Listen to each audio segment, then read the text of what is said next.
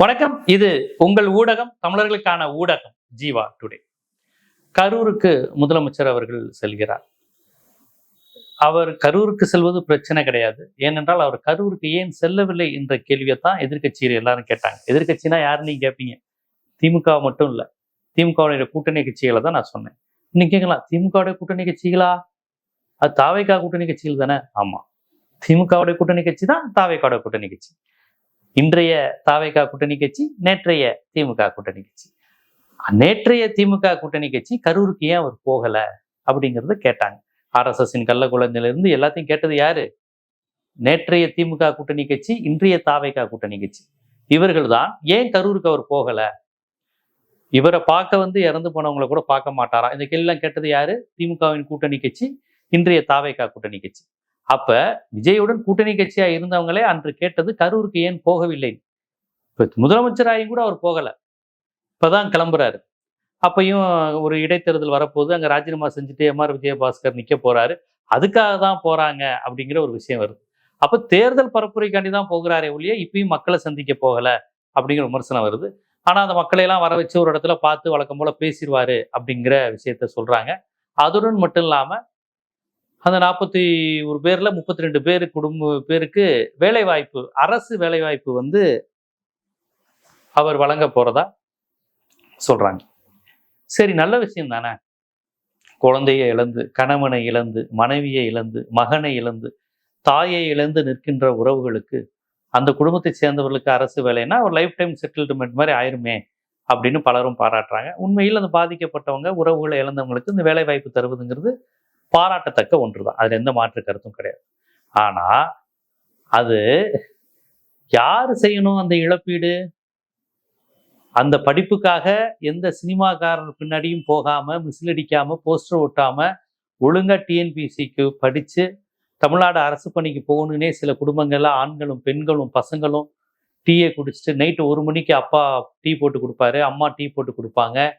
பிள்ளை தூங்கட்டுமேனு கரண்ட் இல்லைன்னா கூட அவங்க ரூமுக்கு ஜென்ரேட்டர் போட்டு வைப்பாங்க. ஏன்னு கேட்டால் என் பிள்ளை கவர்மெண்ட் எக்ஸாம் படிக்குது, குரூப் 1க்கு ப்ரிப்பேர் ஆகிட்டு இருக்கிறாங்க அப்படின்னு சொந்தக்காரங்க. இப்போ ஒரு குடும்பத்தில் குரூப் 1 ஒரு பையன் பொண்ணு படிக்கிறான்னா சொந்தக்காரங்க எல்லாருக்கும் தெரியும், பிள்ளை அரசு வேலைக்கு படிக்குது, இப்போ போயிட்டானா செட்டில் ஆயிடலாம், பையன் நல்லா படிச்சுக்கிட்டு இருக்கான், ஸ்போக்கன் இங்கிலீஷ் டெவலப் பண்ணிக்கிட்டு இருக்கிறான், மேக்ஸ்க்கு தனியாக இது பண்ணிக்கிட்டு இருக்கான், அதான் தங்கச்சி 10th புக்கெல்லாம் எடுத்து ப்ரிப்பேர் பண்ணிக்கிட்டு இருக்கான்.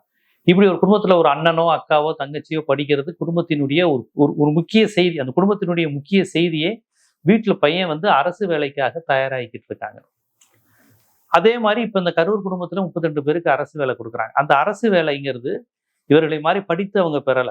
சினிமா நடிகரை பார்க்க போய் செத்து குழந்தைய பலி கொடுத்து அதன் மூலமா பெறாங்க. அது கூட சரி, ஒரு உறவு போயிருச்சு. இந்த நேரத்துல அவங்களுடைய சினிமா முகத்தை விமர்சிக்கிறது கூட ஏற்புடையது அல்லன்னு வச்சுக்கோங்களேன். யார் அந்த பாதிப்பை ஏற்படுத்தினாங்க? யாரால் அது நடைபெற்றது? எந்த கட்சி கூட்டம் நடத்தியது? எந்த கட்சி தலைவரை பார்க்க வந்தாங்க? எந்த கட்சி அதை ஒருங்கிணைத்தது? அந்த கட்சி தானே அதுக்கு பொறுப்பேற்கணும். நீங்க என்ன வேணாலும் நிவாரண நிதி கொடுங்க, அரசு வேலைங்கிறது என்ன கணக்குல வரும்?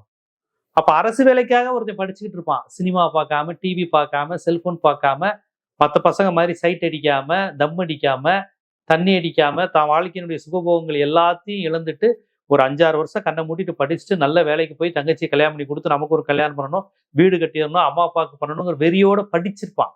வாழ்க்கையில பணம் சம்பாதிக்கணுங்கிறத நேர்மையா சம்பாதிக்கணும், படிச்சு அதன் மூலமா உத்தியோகம் பெற்று நேர்மையா சம்பாதிக்கணும்னு வாழ்ந்துகிட்டு இருக்கான்ல தமிழ்நாட்டுல ஒவ்வொரு குடும்பமும். அவனுடைய வேலை வாய்ப்பை பறிச்சுட்டு உங்களை பார்க்க வந்த கூட்டத்துக்கு நீங்க கொடுக்குறீங்க. நான் என்ன கேட்கிறேன், திருப்பி நீங்க அவங்களுக்கு கொடுங்க. உங்க கட்சி செலவுல இருந்து தான் அதை கொடுக்கணுமே ஒழிய, தமிழ்நாட்டு மக்களுடைய குப்பை சுப்பை உழைச்சு மூட்டை தூக்கி செருப்பு தைச்சு சித்தாள் வேலை பார்த்து வேர்வையோட சிந்தி அவங்களுடைய வரி பணத்துல இருந்து எடுத்து இவர்களுக்கு நீங்க கொடுக்குறீங்க. இது யாருக்கு கிடைக்க வேண்டிய வேலை? படிச்சு கிடைக்கணும். படிச்சு உழைச்சு அதற்காக ப்ரிப்பேர் பண்ணி மாடல் எக்ஸாம் எழுதி பார்த்து கோச்சிங் சென்டருக்கு போய் குடும்பமே கொண்டாடி என் பிள்ளை கிடைச்சிரும்னு காத்துக்கிட்டு இருக்கான் பாருங்க, அவங்களுக்கு கிடைக்கணும். அவங்களுடைய உழைப்புக்கு கிடைக்க வேண்டியது நீங்க உங்க கட்சி மீட்டிங்னால 41 பேர் செத்து போயிருக்காங்க கொடுக்குறீங்க. 41 பேர் செத்து போயிட்டாங்கிறது தனி விஷயம். அது உங்க கட்சிக்காக நடந்தாங்க. திமுக கட்சி கூட்ட நெரிசல் இப்படி ஒன்று நடந்துருச்சுன்னா திமுக கட்சி தான் செய்யும். அதிமுகவுக்கு நடந்தா அதிமுக தான் செய்யும். கவர்மெண்ட்டுக்கு செலவுல இருந்து எடுத்து தர முடியாது. கவர்மெண்ட் பணங்கிறது யாரோட பணம்? உங்க பணம், என் பணம், ரிக்ஷா ஓட்டுற தொழிலாளி பணம், ஆட்டோ ஓட்டுற தொழிலாளி பணம்.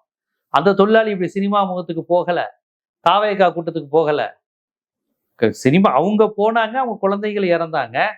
அதுக்கு நட்டையடி நீங்க தானே பாஸ் கொடுக்கணும். அதான் ஆதவன் திச்சனையா போட்டிருக்காரு. ஒரு சினிமா ஷூட்டிங் நடக்கும்போது ஏதாவது விபத்து ஏற்பட்டா அது பொறுப்பு வந்து அந்த கம்பெனி தான். அந்த சினிமா ஷூட்டிங் கம்பெனி தான். அங்க தொழிலாளர்கள் இறந்து போயிட்டா, அந்த கிரெயின் கீழே விழுந்துட்டா, கேமரா உடைஞ்சு போயிட்டா யாரு பண்ணுவாங்க? அந்த தொழிலாளிகிட்ட பணம் வாங்க முடியும்? இல்லைன்னா நம்ம கிட்ட பணம் வாங்குவாங்களா? பெரிய சினிமாங்க, பட்ஜெட், பெரிய பட்ஜெட், பாவம் சினிமா நட்டமாயிருச்சு, உங்க வரி பணத்துல இருந்து கொஞ்சம் எடுத்துட்டு அந்த குடும்பங்களுக்கு ஒரு 30 லட்சம் 50 லட்சம் கொடுக்கணும், நீங்க எல்லாம் பணம் தாங்க, நம்ம வரி பணத்துல எடுத்து அப்படி இருக்கும். இது தாவேகா கட்சியில் நடத்திய மீட்டிங்ல கூட்ட நெரிசல். இதுக்கு எப்படி அரசு பண்ணி கொடுக்க முடியும்? நீங்க பணம் கொடுங்க பாஸ், உங்க கட்சி பணத்துல இருந்து கொடுங்க, நான் அவங்களுக்கு கொடுக்க வேணாம்னு சொல்லல. பாதிக்கப்பட்டவங்க யார் பாதிப்பு ஏற்படுத்தினா இதெல்லாம் செகண்டரியா வச்சுக்குவோம். ஏதோ ஒரு வகையில பாதிப்பு ஏற்படுத்திட்டாங்க, அவங்களுக்கு பணத்தை நீங்க கொடுக்கணும் பாஸ், உங்க கட்சி கொடுக்கணும். உங்க கட்சி மீட்டிங் நடத்தினது. அதை விடுத்துட்டு நீங்க வந்து அரசு பணத்துல அரசுக்கு வேலை வாய்ப்பு அப்படிங்கன்னா, அப்ப அந்த அரசு வேலையே தன் வாழ்வாதாரமும் தனக்கான அடையாளமாகவும் படித்து கொண்டிருக்கக்கூடிய ஏகப்பட்ட லட்சக்கணக்கான பெண்கள் ஆண்களுடைய கனவு என்ன இருக்கு? இது முடிச்சோன்னு தான் கல்யாணம் பண்ணணும்னு நினைச்சிட்டு இருக்கவங்களுடைய வாழ்க்கை என்ன இருக்கு? இந்த ஒரு கவர்மெண்ட் ஸ்டாஃப் வாங்கி செட்டில் ஆயிட்டா எங்க அப்பாவுடைய கடனை அடைச்சிடும்னு நினைச்சிட்ட முதல் தலைமுறை பட்டதாரியினுடைய கனவு என்ன இருக்கு? எங்க அம்மாவுக்கு இருக்கக்கூடிய நோயை நான் வந்து இந்த கவர்மெண்ட் ஜாப் போயிட்டேன்னா நான் நல்ல ட்ரீட்மெண்ட் பண்ணி சரி பண்ணிடுவேன் நினைச்சுக்கிட்டு இருக்க ஒரு விவசாயி மகனுடைய கனவு என்ன இருக்கு? இப்படி எத்தனை பெண்கள், எத்தனை ஆண்கள் கவர்மெண்ட் ஜாபுக்குனே உட்காந்து எழுதிக்கிட்டு இருப்பாங்க. கவர்மெண்ட் ஜாப் போறீங்கனால வேற வேலையே போகாம இதே பண்ணிக்கிட்டு இருப்பாங்க. அவனுக்கு ஹார்லிக்ஸ் பூஸ்ட் போட்டு கொடுக்குறதே அவங்க அம்மா, அப்பா, அக்கா, தங்கச்சிக்கு வேலையா இருக்கும். ஏய் பிள்ளை படிக்கிறான்ல அங்கிட்டு போ. 10th 12th படிக்கிறவனுக்கு எந்த அளவுக்கு முக்கியத்துவம் தருவாங்களோ அதே மாதிரி இந்த டிஎன்பிசி படிக்கிற வீடுகள்லையும் இருக்கும். நிறைய பேர் அனுபவிச்சிருப்பீங்க நீங்க. நிறைய உங்க அக்கா, பெரியம்மா பொண்ணு, அண்ணன், அத்தை பையன் எல்லாரும் இந்த மாதிரி டிஎன்பிசி படிக்கிற குரூப்னு கண்டிப்பா எல்லார் வீட்லயும் அப்படி ஒரு குரூப் இருக்கும். நம்ம சித்தப்பா பையன், பெரியப்பா பையன், நம்ம வீடு, நம்ம அண்ணன், ஏன் நீங்க எல்லாருமே இந்த முயற்சி டிஎன்பிசி கைடு பார்க்காத ஆளே இருக்க மாட்டாங்க அந்த எக்ஸாம் எல்லாம். ஸோ இப்படி இருக்கும்போது, இவ்வளவு கனவுகளோட இருக்கும்போது அவங்க கனவை அப்படி ஒரு நொடியில பறித்து கொண்டு அரசு பண்ணி கொடுப்பது சரியா? இதை நான் சொல்லல. அவருக்கு இப்ப இந்த ஆட்சிக்கு ஆதரவு தந்துகிட்டு இருக்காங்க பாருங்க, இந்திய கம்யூனிஸ்ட் கட்சி, அதனுடைய மூத்த தலைவரும் முன்னாள் நாடாளுமன்ற உறுப்பினரும் மரியாதைக்குரிய தோழர் சுப்ராயன் சொல்லியிருக்காரு. அப்ப பணத்தை கொடுங்க, உங்க கட்சி பணத்தை கொடுங்க, அரசு பணத்தை செலவழிக்க கூடாது, அரசு வேலை வாய்ப்பு என்பது ஏற்புடையது அல்ல. கிராமத்துல கேட்பாங்கல்ல, இது யார் விட்டு பணம், யார் அப்ப விட்டு பணம் அப்படின்னு கேட்பாங்கல்ல, அந்த டோன்ல தான் சுப்ராயனும் அவங்க கேட்டிருக்காங்க. மார்க்சிஸ்ட் கம்யூனிஸ்ட் கட்சியை சேர்ந்த தமிழ்நாடு முற்போக்கு எழுத்தாளர் சங்கத்தை சேர்ந்த எழுத்தாளர் ஆதவன் தீச்சன்யா அவரும் சிபிஎம் கார் தான், அவரும் கேட்டிருக்காங்க. இந்த சிபிஎம் உடைய 2 சீட்ல தான் உங்க கவர்மெண்ட் இருக்கு. இந்த சிபிஎம், இந்த சிபிஐ 2 பேருமே ஆதரித்து தான் உங்க ஆட்சி நடக்குது. அப்படி இருக்கும்போது உங்களை ஆதரிக்கின்ற கட்சிகளே இதுக்கு கடுமையான விமர்சனத்தை வச்சிருக்காங்க. எப்படி வேலையை கொடுக்கலாம் நீங்க, இது யார் வீட்டு பணம் அப்படின்னு கூட்டணி கட்சிகளே உங்களை விமர்சிக்கக்கூடிய நிலைக்கு வந்திருக்கு. இதை தயவு செய்து அரசியலாக்காதீங்க.